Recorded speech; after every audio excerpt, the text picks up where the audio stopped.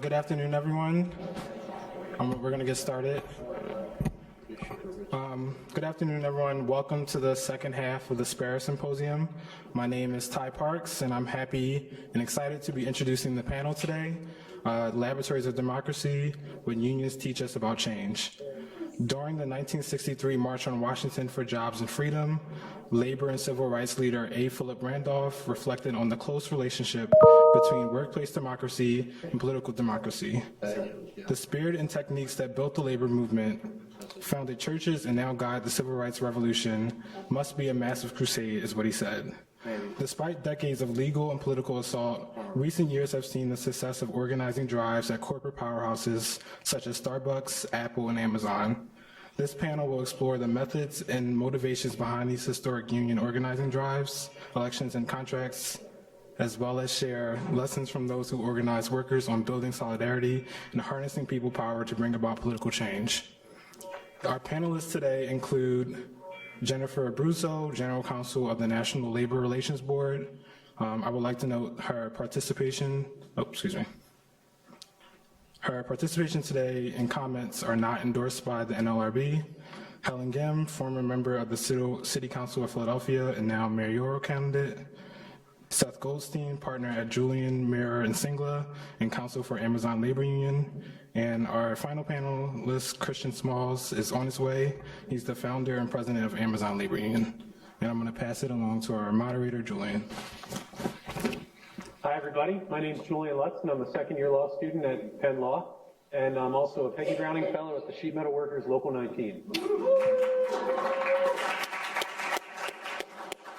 We are so excited that everybody has joined us here, and we are so excited to have the panel that we do. And so without further ado, I'm going to start with a question that deals with a quote we heard earlier today, too, from Justice Louis Brandeis, that states are the laboratories of democracy. When we were coming up with this panel, we wanted to talk about how unions can also be laboratories of democracy. And so just to start off, we would love for everyone to talk about how unions ensure that workers feel engaged and connected to their fellow members to build solidarity, and how the work that unions do and that workers do in forming unions and working together, what that can teach American democracy. My name is Seth Goldstein, and I think what's key here is that unions are democracy, and without unions you get January 6th. And unions play a central role of allowing people to work collectively to accomplish goals together. And unions have bylaws, they have constitutions, and they sometimes disagree, but there's a process. And the key here is also member engagement. A union needs to have all its members engaged. It's not about the lawyers or the reps or the board. It's really about workers working together. We've seen this in independent unions like Amazon Labor Union, and also Trader Joe's, the group that I work with, the Trader Joe's United group, who may have disagreements, but at the end of the day work democratically to achieve their goal, which is to, get recognition and gain a collective bargaining agreement through bargaining. Good afternoon, everybody. I'm Helen Gim. It's a pleasure to be here in front of everybody. And, I wanted to talk a little bit about the importance of organizing in a time of unmitigated income inequality and growing corporate power and largely, oftentimes, corporate greed. One of the things that labor organizing can and has to do is be that incredible counter to it. What I did before I ever came onto City Council was I was a community organizer, and we invest in a culture of organizing. We talk about what it means when ordinary people come together against difficult, almost impossible circumstances and collectively change the temperature of how things are, what is not just politically possible in a given moment, but what's absolutely politically necessary. And one of the things that we tell people is that, one, you organize and we pack our city halls and our state legislatures, and when there's an opportunity, Congress and other places. But you fill every corner that you can to transform narratives. That's what I did from my position within City Council when we helped win a Fair Workweek law that gave 130,000 largely unrepresented hourly workers in the restaurant, retail, and hospitality industry the right to an advance notice of schedule, pay for shifts that got canceled at the last minute, and an opportunity to access, additional hours. We didn't do that by leading just with the policy itself. We did that by talking about ordinary people's lives, the impossibility of maybe balancing going to college and maintaining a fast food job that had your position switching every other week, so you couldn't stay in school, or the plight of a single mom who's trying to take care of her children, maintain stable childcare, care for an elderly parent, and yet be in a job whose daily schedule could shift hours on end from place to place with no guarantee that there was any advance notice, and that oftentimes you're at the mercy of the employer if you couldn't make that schedule. The changing of that narrative is the most important thing that we can do in the transformation, not just of American labor rights, but of an American democracy. And I think what we were able to do was show people that when we led with ordinary stories of working families in America, not those who control Wall Street and ticker tapes and whatever, but these are the ordinary people who make our country run, everything changed. Then you take that organizing force and you pack your city halls time and time again for months on end, and you challenge power to defy this voice that comes out of organizing communities. If we want to see American democracy transform and revive, we are going to need a fully organized, cohesive, new force of individuals who can take on new narratives of how American economy is powered from the ground up and not from backrooms and CEOs and Wall Street. It's going to come through how people's lives actually transform and the ways in which working people are taking a vastly and rapidly evolving economy and making it work and be sustainable, not only for themselves, but for companies, and to ensure a more prosperous nation. Okay, I believe I'll go next. I'm Jennifer Abruzzo. I'm the General Counsel of the NLRB, and I am going to be speaking from that perch, but thank you very much for inviting me. I'm sorry I'm not there in person. I wish I could be, but I'm happy that I'm able to participate. I think I'm going to start by just saying what I think everyone knows, which is that there is strength in numbers. And a worker is much more apt to join a cause when they're not putting themselves on a limb alone, right, but are part of a collective. And through group action, we see, and we have seen, an ability to affect serious change at the workplace, which benefits everyone now and in the future. We know that unionized workers have better wages and benefits than their non-represented counterparts. That's been reported by the Economic Policy Institute and others. We know that negotiated wages and benefits in represented workplaces help boost entire industries. And from my perspective, and I've said this many times, and I apologize for giving you a little bit of a history lesson, but the National Labor Relations Act was enacted in 1935 during the Great Depression because workers lacked channels of communication with their employers to affect change in their workplaces. And that was creating tremendous labor unrest and industrial instability. And so Congress felt it necessary to level the playing field so workers, through representatives of their own free choosing, could improve their lot in life. And the idea is to, and our mandate, frankly, is to promote the process and procedure of collective bargaining and the free association of employees to act together to improve their wages and working conditions.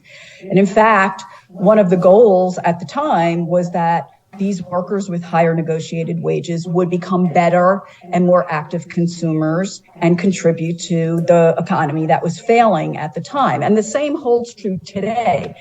We've got to ensure that workers around the country have real and equitable opportunities to fully participate in and contribute to our society and to reap the true rewards from that. So I'll stop there. I know we have a series of questions. No, that was an excellent answer, and I would love to just ask if any of our panelists would like to share a personal experience from their work in the past where they've thought about this idea. And former Councilmember Gim, it was great to hear some more stories about that. And does anyone have any stories that come to mind or moments? Well, I think the emergence of the Amazon labor union, working people working as a collective to better their lives is a really good story, because it just shows that you can work together to take on, the trillion-dollar company.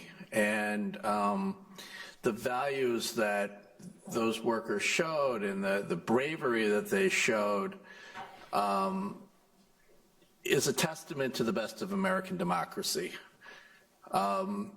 When I think of Amazon Labor Union, I think of what was done at the turn of the century, by the Garment Workers Union, by the CIO, by the IWW, that these are movements that have empowered American democracy. And so it was really a treat to be part of a process that everyone thought wouldn't work. But at the end of the day, I get to sit next to Chris and talk about the work that was done and that continues to need to be done. Sorry for being late. Good to see you, sir. Good to see you. I'm sorry I'm late, but as you know, there's a lot of picket lines that been calling my name, so I was late for a good reason, because right across the way, Temple University's on strike. So sorry about that. They needed me. That's all right. Can I ask you our next question first? Absolutely. All right. So Ms. Abruzzo gave us a great history lesson, and we've been talking about sort of the history of labor unions and why the right to bargain collectively existed in the first place. But since the 1970s, at least, there's been a gradual decline of unions until very recently, when that trend has started to reverse and more workers are becoming interested in organizing their workplaces. So Mr. Smalls, I'll ask you first. Why do you think this is happening now, and what's driving this change in attitudes toward unions? Oh, I say this all the time. Honestly, it's funny, but it's also the truth. We're making unionizing cool and appealing, and that's what we have to do. I've been, top of the year, I've been to several different classrooms as young as middle school. And these students are obviously way more advanced than we were, exposed to a lot more at a younger age than we were. Technology has, forced our kids to be born with an iPad in their hand. So we had to expose them to the real history of labor at a younger age, and not just invite police officers and firefighters into the classrooms on career day, and bring in some union leaders like myself and others, because we will speak to the students and we resonate with them, because obviously, the younger generation and the fact that the ALU and Starbucks and Trader Joe's and Apple, we look like the younger generation. And making unionizing cool and appealing, it's definitely helped us get to new spaces, but at the same time, still a lot more work that we have to do. Yeah, I would say, and good to see you, Chris. You too. I think that the pandemic certainly woke employees up to the fact that, at the very least, they need to address health and safety issues at the workplace, in addition to scheduling and essential pay. And so, for me, in my perch again, with the challenges associated with COVID-19 and all of its variants, it seems to me that encouraging productive labor management relations with regard to, as I said, health and safety, scheduling, compensation, other benefits, that's crucial towards having a really good workplace and having workplace democracy. As Chris said, I mean, it does start at the earliest stages, but it's all about people feeling empowered. And we've seen a surge at the NLRB of underserved, underrepresented, marginalized, vulnerable communities of workers, often people of color, and they have been elevating their voices and seeking a seat at the bargaining table, whether through a traditional labor organization or through homegrown ones like Chris's. It doesn't matter, frankly, right? What matters is that workers at Amazon, at Starbucks, at McDonald's, at Home Depot, Whole Foods, REI, Trader Joe's, and everything in between, that they feel empowered to engage with their employers about whatever the issue may be: substandard wages, inequitable treatment, and lack of opportunities. And we are, doing our part as best we can, fighting to ensure that workers who have been retaliated against for engaging in racial, economic, social justice advocacy, including, for example, Black Lives Matter protests, are protected. Those protests often are connected to, obviously, broad social interests that affect our society writ large, but they're also connected to improving workplaces around the country. So I think at the NLRB, our efforts to educate as many people as we can about the rights that they have to self-organize, to join, support, or assist a union, to bargain collectively through representatives of their own free choosing, to engage together even without a union to improve their workplace concerns. All of that is necessary because if workers don't know their rights, and they don't know that there's an agency out there that protects those rights, and an agency out there where they can file election petitions and where they can file unfair labor practice charges, then shame on us. So I'm doing everything I can, like Chris said, getting out there to whomever, including this audience right now. But what I would ask of all of you is to kind of be our ambassadors and put that information out there to whatever communities writ large, because, information is power.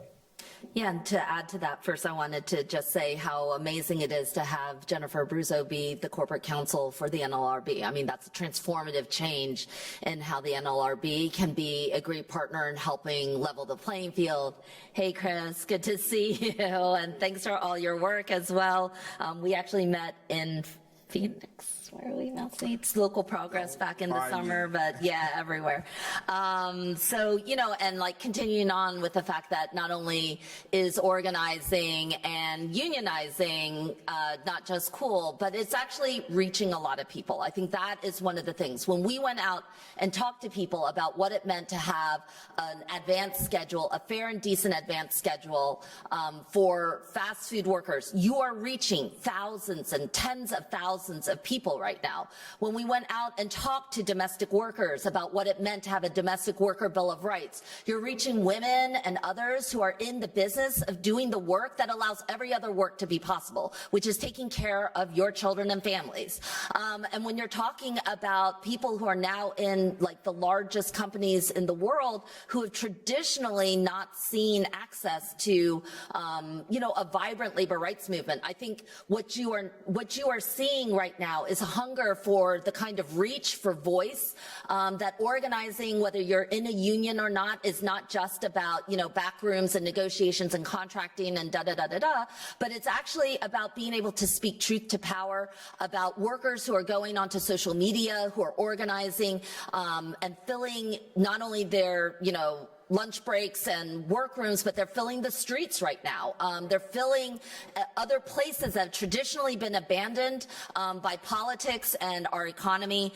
And what we're doing is we're filling up the voices of those spaces with actual people who represent the vast majority of Americans today. I think that Chris is right. It's a youthful movement. It's one that's incredibly exciting. The jobs of the future don't even really exist right now. So whether we're talking about cannabis workers, domestic workers, big tech, or others, we are tapping into the future and not just looking into an antiquated past of union organizing that sometimes replicated some of the conditions or practices of the corporate entities that many people are fighting. And then finally, I think one of the most powerful things, as Jennifer very clearly articulated, is that COVID laid bare sort of the gross inequities of workplaces and how unsafe so many places were. And that's why we were really glad to work with UPS workers and city sanitation workers to make sure that there were non-retaliatory practices that were led at the municipal level,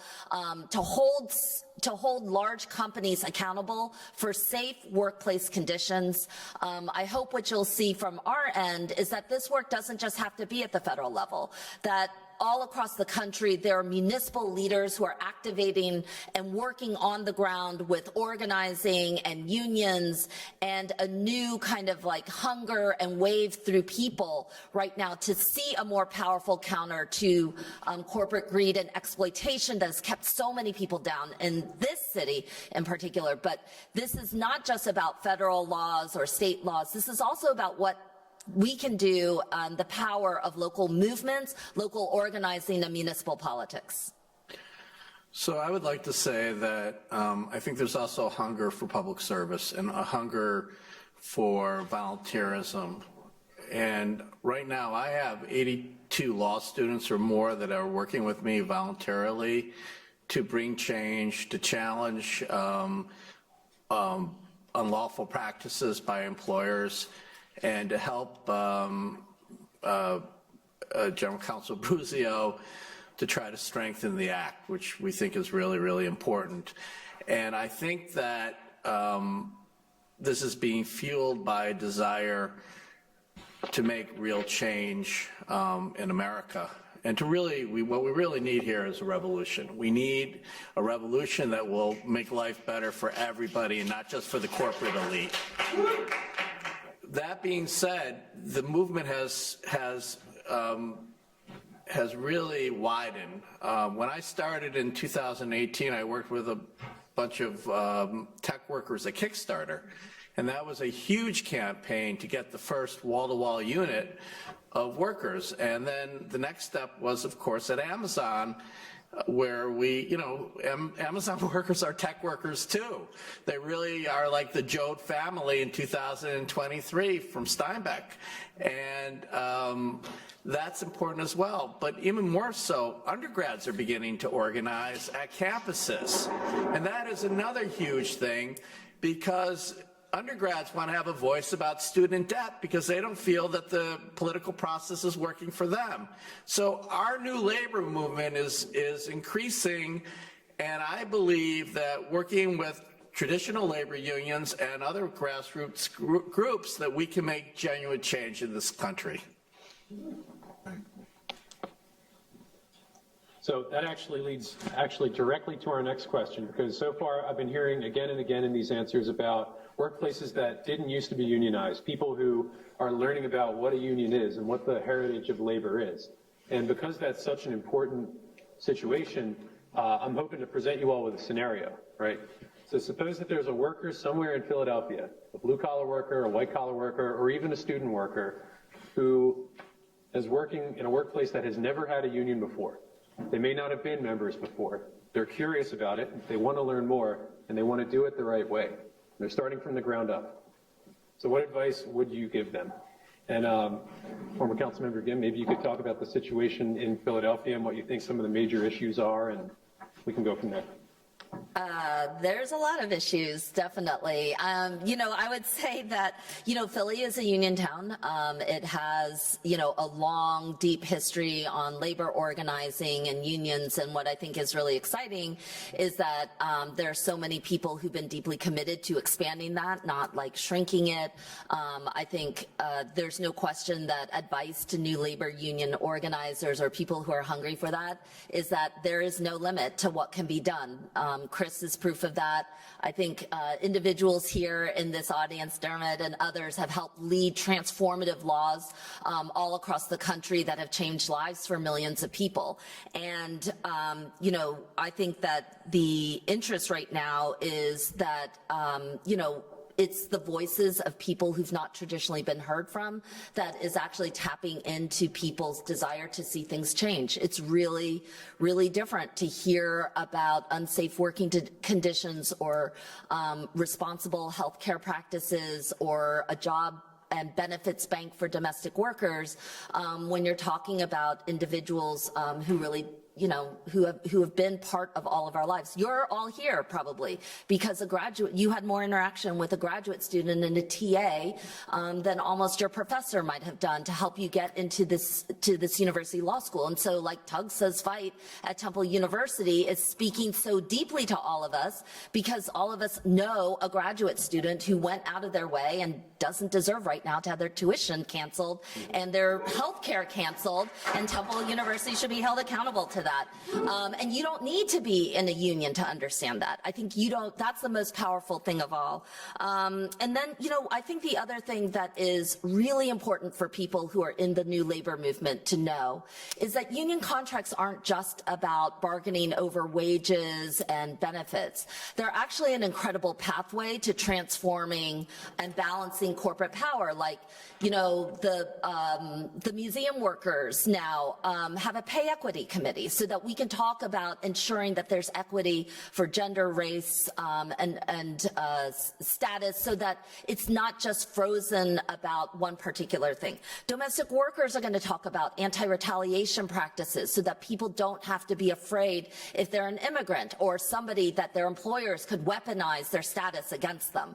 That the path through organizing and through the new labor movement is beyond what we have traditionally seen and is actually a counter to regressive practices that have held people back, not just through wages and income, but just through like a segregation of life that we're seeing here in America. So I hope that what people see for anybody who wants to come into the movement is that there's just an enormous amount of energy and you don't need a title to do it.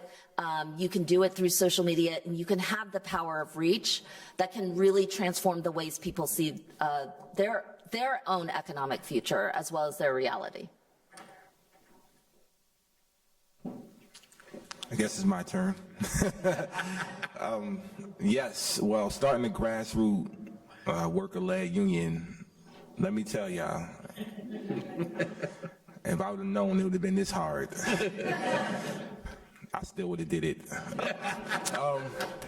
Just to let y'all know, and I'm only saying that because to get my first pro bono lawyer, I had to tweet about it. So, yeah, you don't need to know much to get started, because let me tell you, we didn't know anything. 3 years ago, 2 years ago. Even today, every day I'm learning something new, and that's what we have to really do at this time in our country, is really walk and chew bubblegum at the same time. And for workers that are organizing or attempting to, they're simply just reaching out and asking questions. They're reaching out to other organizations or other unions that have been in the struggle for long periods of time, and they're educating themselves and they're figuring out their own path, which I think is the most important thing. We get thrown in the Starbucks category all the time, and it's great. Amazon, Starbucks workers, we always get put into the same category, which is kind of, also silencing the fact that this is not just about Amazon and Starbucks workers. It's really about the working class. And that's what we have to amplify as well, is that the working class, we really now notice our value, especially during the pandemic. And now, like Jennifer mentioned earlier, other industries that traditionally you wouldn't hear about organizing are now inquiring about it. And that's what we have to push forward, is the fact that, no matter what industry you're in, whether it's Geico, because I had Geico insurance workers call me one day, and I was like, wow. CVS, Dollar General, these are other, businesses that they still make a pretty penny, and they definitely need to be held accountable. But these are other industries that you wouldn't traditionally hear about that are organizing. And even the Home Depot one was a surprise. I worked there as well. That came out of the blue. But we have to understand these workers want unions, and we have to meet them where they're at. And that's what it takes to organize, is meeting these workers where they're at. And I always say this, the best accountability is availability. I spent over 300 days at a bus stop. You can't have 1 foot in and 1 foot out. You have to be there. The workers will walk past you for 2 to 3 months and won't take a pamphlet, won't ask a question. But that one day that management get on their ass, you better be there. You better be there, because that's when they're going to want the union. Trust me. Trust me. So meeting workers where they at, having these conversations at home, because like Seth said, this is a revolution. Let me tell y'all, this is a revolution. It's a slow one because we ain't in the right country, but it's here. It's here now, and the revolution starts with yourself. Meaning you have to have these conversations at home with your family members, the ones that are ordering from Amazon Prime every day, and the ones that's going to Starbucks every morning. Those family members, start with them, start with your neighbors, start with your friends, because they don't know. We always say, New York is a union town, Philly's a union town, LA, the major cities are union towns. They are. But there's still a lot of people that don't know nothing. And they can't see it. They don't go home and watch Democracy Now! I'm telling you right now. And CNN, so we got to be our own propaganda. And that's what we have to do to move the labor movement forward.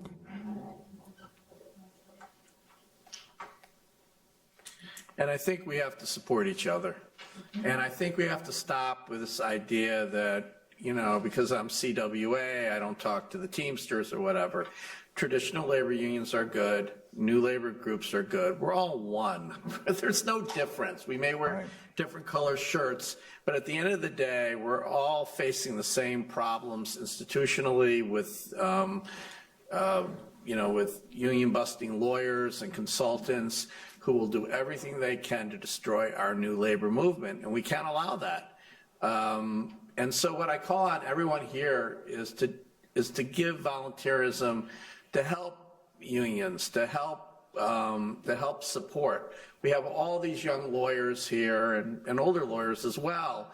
You have an opportunity to do pro bono work and to help out, because the biggest thing that when a group is trying to organize is the unfair labor practices that naturally occur. The minute Chris showed up at the bus stop, the S40 bus stop in Staten Island, Amazon was already sending the cops and the firemen and the dogs out and building fences to stop ALU from organizing.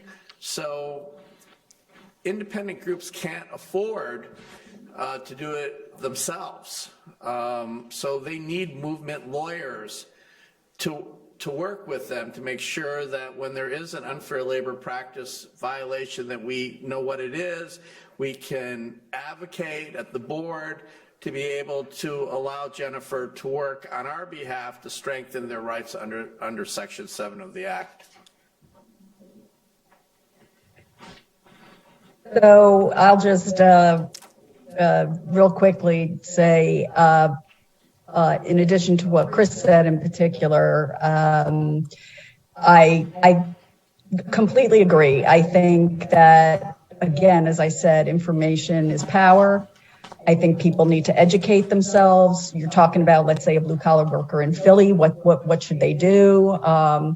Their workplace isn't unionized. They don't know really what a union is or can do. They should be talking, like Chris said, he gets these calls all the time. That's what you should be doing. Call people that are represented by unions. Talk to family members or friends, right? Call established labor organizations. They have a lot of experience with organizing and reaching collective bargaining agreements. And, of course, we're seeing a whole bunch of homegrown unions. Some of them are affiliating with the more established unions so that they get the benefit of the experience, but they still maintain control over the bargaining table and the issues that are relevant to them. So there's a number of different ways to go about organizing your workplace, including, by the way, one of the most important things, which Chris could talk about ad nauseum, which is talking to your coworkers about issues of mutual concern and how you can go about addressing them with your employer. And so all of these things should be happening. But again, I'm just going to harp on education is key. Information is power. And that's what we need to be, helping these workers with, making sure that they know where to go and that we're available for them, as Chris said. Can I ask a follow-up question to Mr. Smalls about your experience at Amazon? Which part? When I worked there? Well, I was going to say, when you first started organizing and when you first started reaching out to people, what was the first thing that you said to people that you felt like connected with them? Oh, man. So wait, the pandemic thing you're talking about? Sure, yeah. Ooh. Well, we're talking about life or death situation. So going back, it was the most eeriest days that I ever experienced at Amazon, for sure. I wasn't an organizer, wasn't a part of a union, wasn't planning on forming a union. I was on my way to a Pop Smoke concert the weekend before. I wasn't thinking about any of this, and that's the reality of my situation at the time. And what I remember, the first day when I came in contact with my supervisor, well, not my supervisor, but somebody who I worked with as a supervisor, and she was positive. That was surreal for me at that moment. And then when management told me not to tell the rest of the folks. So imagine, I'm just thinking about it now, Derek Palmer, Gerald Bryson, Jordan Flowers, a lot of the ALU organizers that were there, they were directly underneath me. I was their direct supervisor. So they wanted me to not tell the organizers today that y'all know, who are actual just workers, hourly associates, tier 1 entry-level workers. They didn't want me to tell them that people were in the building positive. So it was easy for me to make a decision and take a stance. It was a no-brainer. This is life or death. And as a leader at Amazon, I felt it was my responsibility to speak up. So I put my job on the line, and it cost me. But it was easy to have these conversations back then over health and safety. It transpired to, how we got here today. But it's still the underlying factor is health and safety. And when we went into the break rooms, me and Derek, we simply said, Amazon's lying to us. They're not telling us the truth. There's people in here positive. They need to send us home with pay. And that was the first initial demands. We just wanted to be home, safe and sound, just like they were paying their tech workers, their corporate side, to stay home for pretty much over a year and a half, the whole entirety of it. And we wanted the same treatment. And we were only asking for 2 weeks. wasn't much. You know, Amazon can afford to pay its workers for 14-day incubation period of virus. And this is before the vaccine. This is before the rollout of PPE, because remind you, we didn't have any. We were shipping it out. So it was a no-brainer, and it was easy for me to have these conversations with the workers about health and safety. And I think that still plays a part to organizing, no matter what time, whether it's a pandemic or not. You know, you can always, like Jennifer pointed out, build off the work-related commonality, the issues inside the warehouses. That brings people together. Like I told Lindsey Graham, it ain't a left or a right thing. It's a workers thing, meaning that you could be a Trump supporter. We're in Staten Island. Let me tell you now, there's Trump flags everywhere. And we had to, once again, stay independent. When it came to politics, we had to stay mutual when it comes to people ideology, because trust me, there have been arguments. And we had to understand it's always, the enemy is always the boss. And that's what we had to fight against. And that brings people together. If I could just jump in real quickly, I do want to give a shout out to Chris and Derek and Gerald and Jordan, because I do believe that the reason that the JFK 8 success was because they worked so hard and garnered the trust of their coworkers. Absolutely.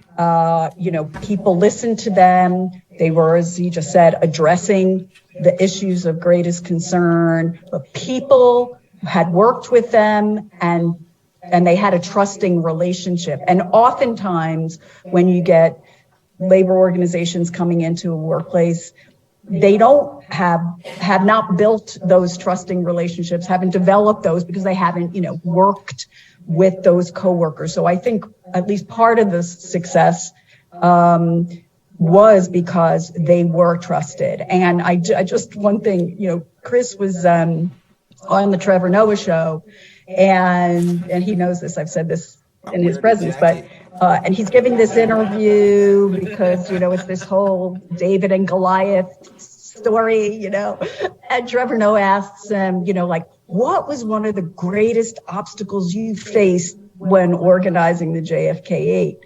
And I'm expecting the employer did X, Y, or Z, and, blah, blah, blah. And he says it was convincing my scared coworkers that they had the right to unionize and that there was an agency out there that would protect them if they were retaliated against. Of course, I cringed. I was like, oh, no, we're not doing a good enough job educating people that, he had to be out there as our ambassador saying, hey, you got a right to do this. Let's do this. Don't worry about it. There's an agency that'll have your back. But he did a tremendous, it was a team, as I said, Derek and Gerald and Jordan and many others, but, they deserve a lot of kudos for, just keeping on task and making sure that people trusted them and that he was out there every day, as he said. So that is a large part of a successful organizing campaign. I also would like to give credit to Jennifer, because I believe that it was the National Settlement Agreement which allowed us to have presence in the break rooms before or after work. For everyone that may not know about this, in December of 2021, the NLRB put pressure on Amazon to agree to allow our members to be in the break rooms, and I believe that helped us at JFK win the election, because we created a community in the break rooms around the clock. And unfortunately, in July of 2022, Amazon kicked everybody out of the break rooms, claiming there was a security issue. And this has been a really difficult issue, because if you do not have access before or after work, you don't have any access to talk to workers. Meanwhile, union busters are walking around on the shop floor intimidating employees, and there's sort of a discriminatory impact on it. But I'll let Chris talk about that. Yeah, I mean, they put them in over 3,300 captive audiences. So imagine being hired at Amazon on your day one, day two, and being ushered into a captive audience to hear about, you know, the union and voting no and anti-union propaganda for 1 hour every single day. You clock in every single day of the week. And that's what they had to endure on the inside. And on the outside, you know, once again, we don't have the opportunities to really connect because we only have 5 minutes to and from work. You know, workers have to get on the bus. They have to commute 2.5 hours each way. They want to go home after work. They don't want to sit there and talk. So our community started in the break areas, that national agreement that really helped us build that community.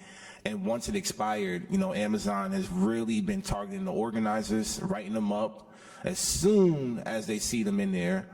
And till this day, we want to launch new campaigns across the country. And it's difficult with these newer campaigns because they even have an opportunity to even build that community the way JFK did.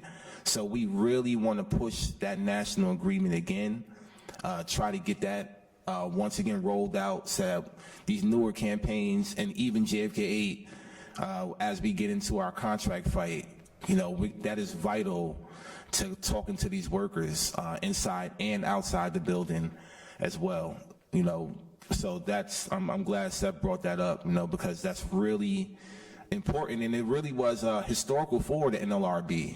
You know, that really helped us, and we need that again, for sure. All right, so my next question is going to go from when you're first building up your union and when you're confronting those obstacles to what you do once you have it. And particularly, we've seen that political leaders often take pride in union endorsements. They want to speak to the workers, and they want to signal to voters that they're a supporter of workers' rights and the labor movement. And I was wondering if you all could speak to your experience of the political capital that unions have in influencing political movements, elections, and democracy overall. So sort of the political capital that a union has. Well, we don't endorse politicians. So we don't have any political ties to the Democrat Party. And I know, yes, they have visited us, yes. Your favorite ones, AOC, Bernie, there's been a few others I can't think right now. But you've seen the pictures, yes. Yes, I've been in the White House. They didn't do a background check, but let me tell you, see, the reason why we want to protect our identity with the ALU and not really endorse politicians, because we all know sometimes these politicians, or a lot of the times these politicians, they're not following through on their promises when it comes to really taking a stance. You know, they'll smile and they'll do the right thing in front of that camera when that journalist asks them questions, but really we need more than that. You know, we need some paper on pen, we need some bills passed, we need the PRO Act passed, we need a whole lot of things that, you know, I just haven't seen yet. And it shouldn't take me tweeting at certain politicians to get them to show up. It shouldn't take me really raising these concerns in different spaces, you know, and it shouldn't take any of that. They should just be given, because that's what they were elected to do. And representing the people and representing workers, they claim to be on the left. It's a lot more work to be done, especially now the clock is ticking. And, you know, that's why we put in our Constitution that we don't want to endorse politicians, because we don't want to be tied to one party's status quo and politics we all know that we have no control over. And, I think that really, once again, when you're talking about a building that's 8,300 plus members, that really helped bring people together because they seen that we're not falling into that, same traditional style, that we're creating our own identity, and we're still getting laws and bills passed and made that directly help the workplace environment. For example, the warehouse workers' rights that was just passed. Jessica Ramos and the ALU helped pen that together. These things don't happen unless we organize. And right now we have another bill that we're pushing for, Secure Jobs Act, being ran by, spearheaded by Tiffany Caban, another state senator.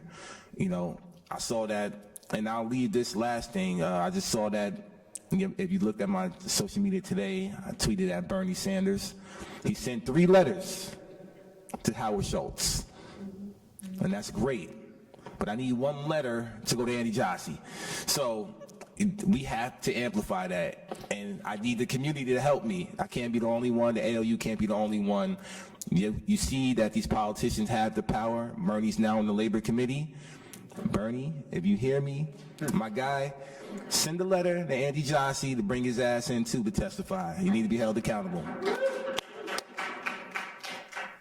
So I think on the flip side of it, my path into Philadelphia politics came largely through 3 big movements that not only shaped my life, but also kind of, what Philadelphia's looked like. I came out of an immigrant rights movement post 9/11 that tore families apart, fed into a mass detention, deportation system, and we fought to keep families together and fight against a politics that would weaponize, immigration status, worker, labor exploitation, and try to create, a country that would be, a welcoming, inclusive, but also economically prosperous country for everybody. I come out of an education rights movement that faced off against a state takeover, that slashed and burned budgets, took nurses and counselors out of public school buildings, closed down 30 public schools, and I'm on a path to rebuild public school systems and invest in young people. And I come out of a big labor rights movement that fought against, austerity budgets and corporate greed and, CEO power and expanding income inequality. And in its place, we help build out an actual labor rights movement that has led that has Philadelphia largely at the forefront of leading what it looks like at the local level. I have no question that there should be a form of, questioning and accountability holding for politics in this moment. But I also think that there is a new opportunity for a new labor rights movement to become the political leadership, that actually those who are formed out of movements of power, who have felt and built out bridges, who have won on a large scale and have captured not only just a political temperature in any given moment, but actually like a cultural temperature. Like, what do people in America want right now? What does fairness and opportunity actually look like? That those people are coming out of these movements. And so, I think that in part, it's not just about endorsements, because I don't think about politics and labor movements organizing through endorsements and exchanges of cash and whatever kinds of things that come out just during election day. It's about a united front in which is it possible for politics to emulate and come out of and be resonant with the labor rights movement, to be in harmony with it, to support and expand it, to be on the leadership front of it, like we've tried to do here in Philadelphia. And, again, as I said, I think it's really different to hear Jennifer at corporate counsel at NLRB when we've dealt with an NLRB that sided with union busting, that sided with, people and individuals who are terrified about speaking out. I've sat with people, talk about like Amazon in your own hometown when you've got the most wealthy people in the world, like calling up every elected official sitting on the Museum of Art board. And then we are able to hold a hearing where, some of my colleagues are actually thanking the individuals on the Museum of Art board, but I'm trying to lead an effort to hold that museum accountable to those workers and change the temperature. There's a way to do that through politics that isn't just about the endorsements. And I hope what people think about is that the opening right now in our in our politics where we're not fed through cynicism and apathy and the idea that nothing ever changes, is that actually labor movements are countering that each and every day. And that, you know, there is an opportunity for a new political structure to arise out of the labor organizing that's transforming things on the ground. I happen to believe in it more at the municipal level rather than at the federal level. I have very little interest in Congress and other types of things. I am fascinated and compelled and impelled on my political trajectory because I feel it on the ground, I can live it, and I can be held accountable to it. If I can also say that I think the biggest issue that I think we're facing is how to get Amazon to the table. And when we talk about getting Amazon to the table, I don't believe it's going to be the NLRB alone. I also think that Amazon needs to be held accountable with their tax abatements and their violations of labor law in general. I mean, right now, let's look at Amazon. They're being investigated by the Southern District of New York for apparently giving false information to lenders. That's pretty serious when the Southern District of New York investigates you. We have a situation where they've had OSHA violations, NLRB violations, regarding worker safety, and they're still getting hundreds of millions of dollars of tax abatements. Now, back in April, ALU, in conjunction with the American Federation of Teachers and the New York State Teachers, filed a petition with Tish James at the New York State Attorney General to investigate Amazon and hopefully claw back those monies that are going to them. I don't understand how they get hundreds of millions of dollars and what they provide to the community. They're paying less taxes than a homeowner, and yet it continues. I also think that President Biden should call Jassy and say, look, you want your $10 billion worth of contracts with the federal government? Well, we want you to, recognize ALU and come to the table and bargain. Those things were done by Theodore Roosevelt. They were done by Franklin Delano Roosevelt, and I'm hoping that the most pro-union president of the United States will do the same thing. Finally, one thing. The biggest obstacles that we've had, believe it or not, is not the Republican Party, but Democrats. Global Strategy Group, which is an polling organization that helps a lot of progressive Democrats, were responsible for working with Amazon and captive audience meetings and surveilling our communication and our social media. Who's fooling who on this issue? All right, thank you guys so much. And now we're going to move to the Q&A period where we're going to give people the opportunity to speak at these microphones, correct? And we're going to bring them to people? Yes. So we're going to bring people microphones and give you the opportunity to ask questions. Can you comment on the negative impact of the right to work law? And I have to thank Helen for standing up for, I'm a former school nurse, and for the Work.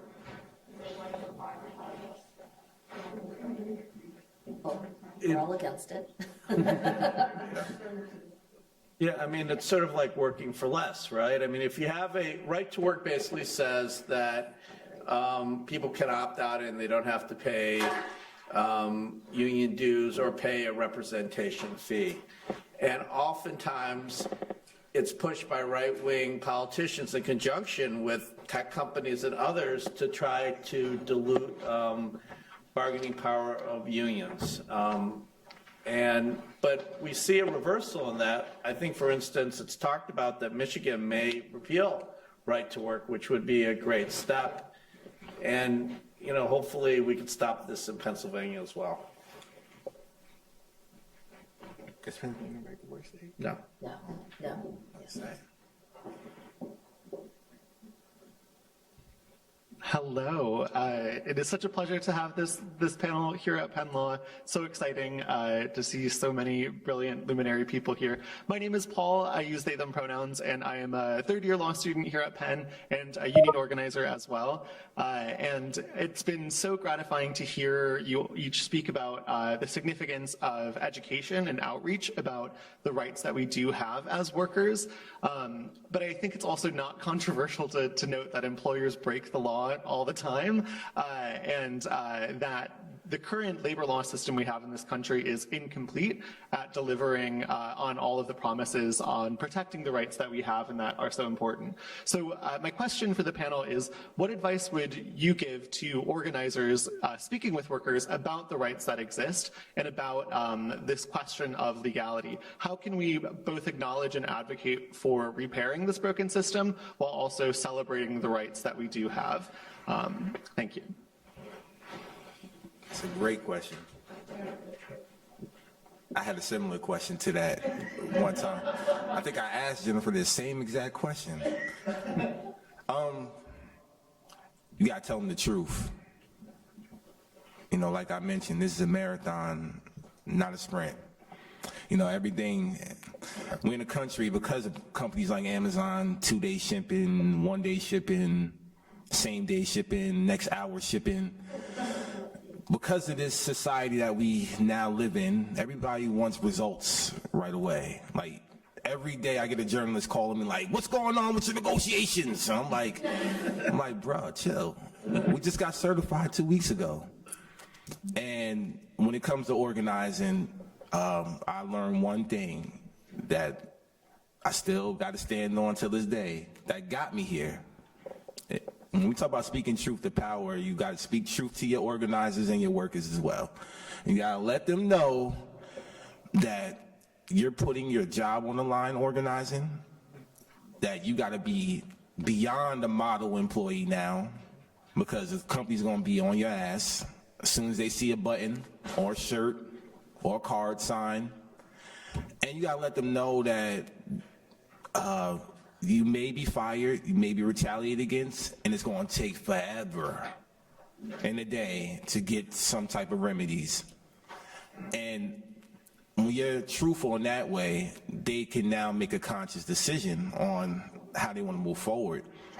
But at the same time, yes, that's one struggle is, you know, how can we continue ushering workers into organizing if the process is so damn long and it takes forever? And trust, I struggle with this all the time, and this is probably more for Jennifer. But at the same time, you know, we're breaking down these barriers. We're just in the wrong country. It's just so slow. You know, one barrier breaks down, there's another one coming right up. One door closes, another door opens, and that's how organizing is. You know, you never, there's been days when I don't know what the hell's gonna happen. Every day is something new though. It's never a dull moment, and it's really a game of chess. You know, they make a move, we gotta make a move. They make a move, we gotta make a move. And sometimes we put them in checkmate. Sometimes they put us in checkmate. You know, but I think because of the resurgence of the labor movement, we're pushing politicians to do their job, but there's still some accountability that needs to be held. And that's where we have to target is specific players. And we know who they are. I'm not gonna do the name calling today. I don't wanna get canceled. We know who these players are, and we know who they lobbying for. And like Seth said, we know who these Democrats are that are still being endorsed or funded by Amazon, sponsored or whatever.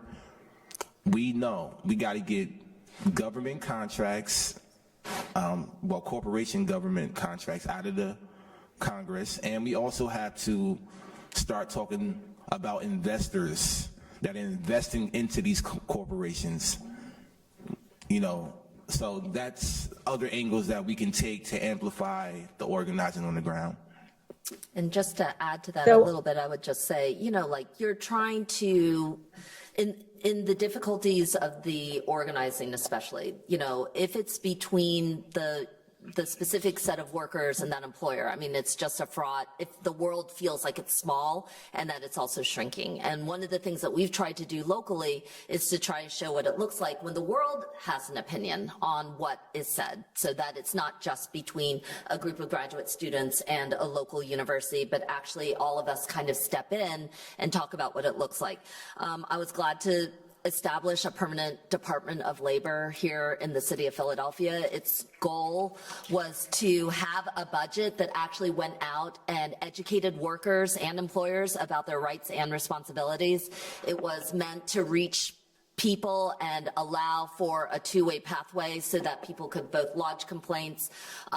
We were creative on some of our laws, like a Fair Work Week law, which allowed for a third-party right of action, private right of action, to allow so that workers knew that they would not be alone.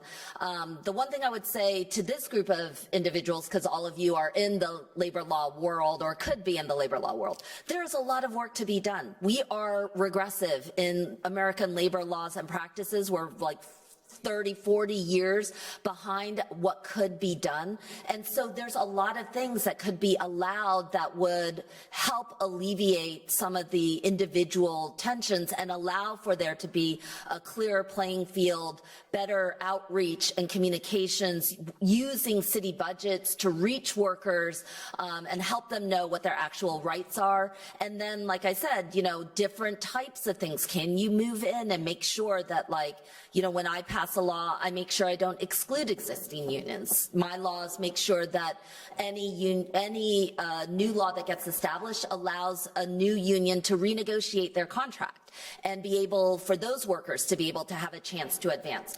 All these things are new and uncharted territory, so I'm encouraging everybody here to recognize that the law is not fixed and permanent. It should not be, it should never be that way, and that we have a big opportunity right now to advance on new labor practices. And again, as I will say before, you can move faster at the municipal level in some of the biggest cities in the country. And when we impact it for 1.5 million people within our borders, it impacts how people look at things all across the country. And that's ultimately what's going to happen, because we can't wage this war in Congress with the millions of dollars and the kinds of lack of campaign finance laws that are able to do it.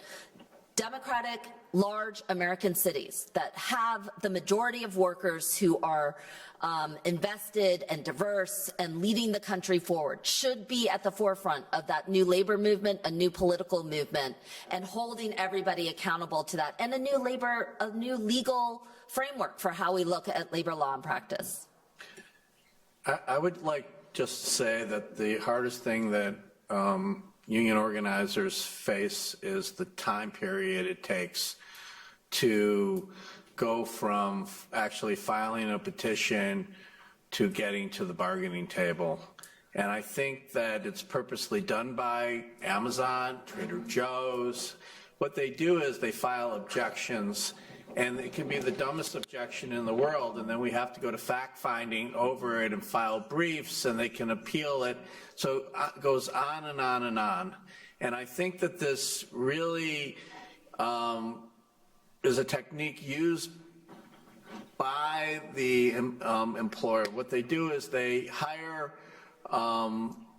former board agents and attorneys from the NLRB who know how to get around and to object. And it seems to me that if there could be some type of administrative reform, perhaps through rulemaking or whatever, this would really help us. This is going on at JFK 8, where we've now gone 9 months and we haven't had a resolution.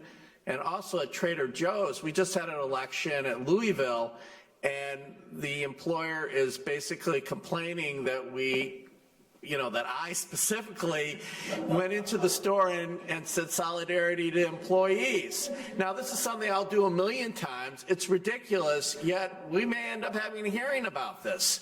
And so what we really need is a focus on trying to push the employer with some type of penalty through 10Js or orders to make sure the employer bargains with us. Go ahead, Jennifer. So what I'll say is a couple of things. One is, I completely agree that the processes can be extremely long, too long.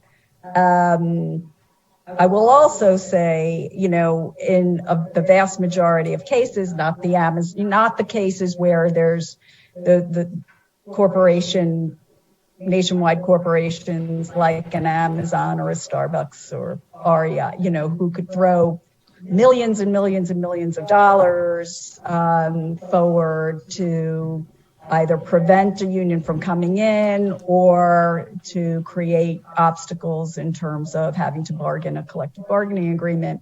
In the vast majority of the cases, though, we are getting the elections done. We are getting certifications of rep. We are settling cases 95% of the time when there's unfair labor practices that occur. So I'm the general counsel, I'm the prosecutor, I'm doing what I can do on the ground with, all of our field agents to try to prevent these obstacles that are put in the way. But as was said, there's, rules that are in effect that perhaps need to be reconsidered. That's outside of my purview. But what I can do and what I have tried to do is to go in to district court and seek 10J relief in cases. What I've tried to do is get nationwide remedies, get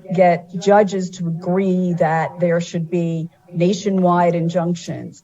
I'm trying to get the board to agree that captive audience meetings are unlawful, completely unlawful. I'm trying to get the board to agree with me that if people seek voluntary recognition and there's no good faith doubt that a union has majority support, that too, the board should find that the employer violated the act. I'm trying to get the board to agree that if the employer fails to bargain in good faith with a union, that they should be on the hook for all the monies that the workers would have gotten, but for the fact, and all the gains they would have gotten in negotiations, but for the fact that the employer would not lawfully bargain at the time that they should have bargained.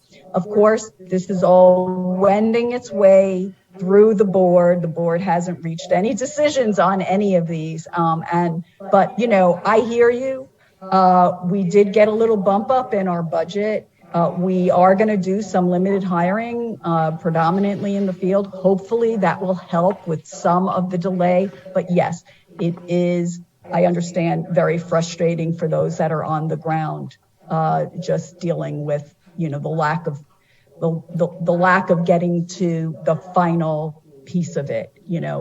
How long did it take for us to finally get the certification for JFK 8 because, the employer employed any number of tools to try to delay that process. I get it. I can't engage in rulemaking. The board can, of course. If the PRO Act was enacted or some other similar legislation, they could take care of that as well. But I am doing what I can.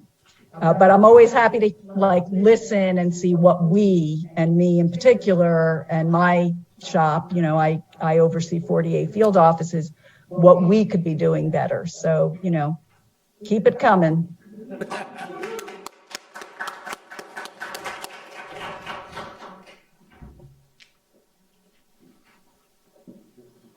Yeah, this will be our last question. Our time's coming to an end, and sorry to say.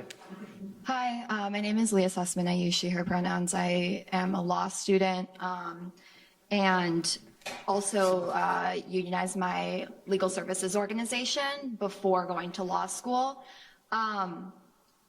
As we are seeing with,